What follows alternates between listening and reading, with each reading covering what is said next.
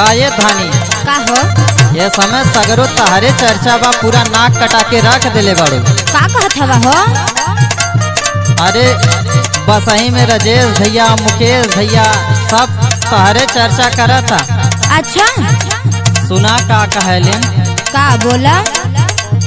मुहावा पे मारी के किरमिया घूमेलू बजरिया में तनिया। अच्छा कयमा कमा करता हो?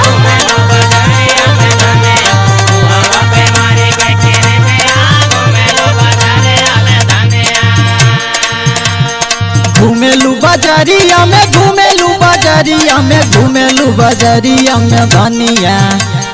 नाही आवे तनिको शरमिया घूमेलू बजरिया में धनिया।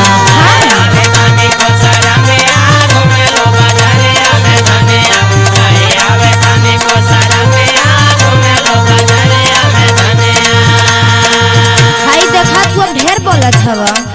ढेर ना बोलत है, जवन सब लोग बोलेला उहे हम बोलत है। तो हम क्रीम लगाइला, हम पाउडर लगाइला, मैं दूसर के का जाता हो? सुना सुनावा।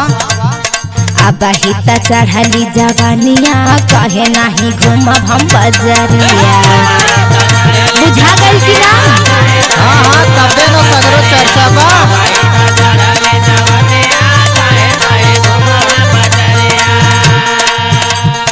घूमब हम बजरिया हो, घूमब हम बजरिया, कहे नाही घूमब हम बजरिया। पेनी हम नाक के नथुनिया कहे नहीं घूमब हम बजरिया।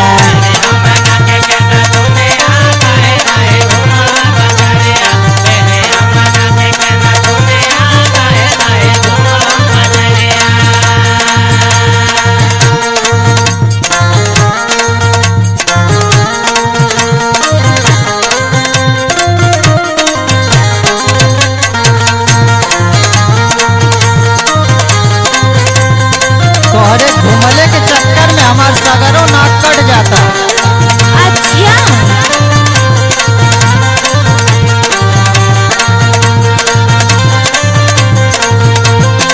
और सुना का बोलो? हाँ सुघर जवानी तोहर रूपवा कमाल बा।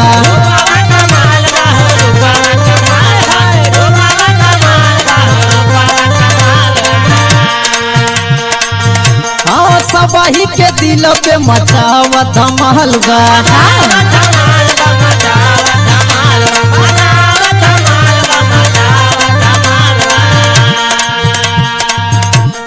सुघर जवानी तोहर रूपवा कमाल बा, सबही के दिल में मचावा धमाल बा।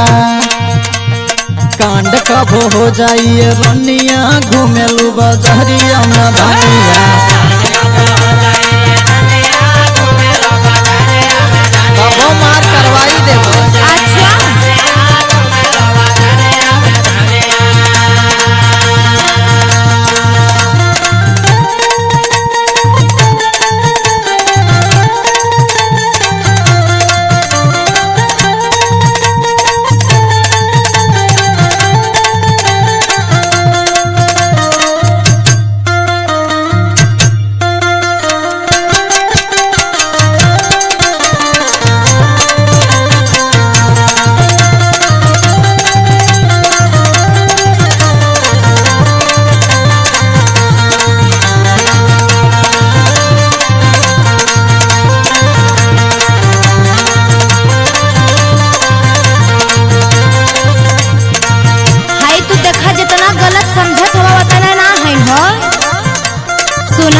सुनावा।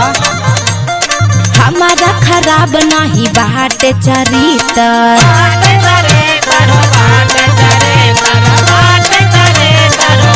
तू कहेलू ना बाकी सब ना। तो हमार चरितर हम ना जानब दूसर के हो जाने। सुनो सुनावा। भाले हम हमारी चली देहिया पे हितर।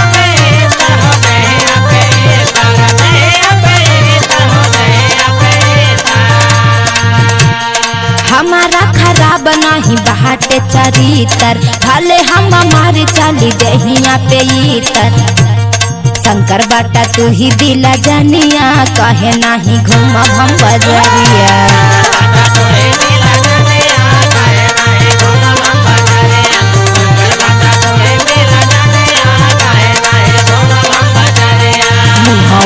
मारी के किरमिया घूमेलू बजरिया में धनिया। आबाही त चढ़ली जवानिया कहे नहीं घूमब हम बजरिया। कांड कब होई जाई रानिया घूमेलू बजरिया में धनिया। शंकर बाटा तू ही दिला जानिया काहे नहीं घूमी हम बजरिया। तो चला ठीक बा।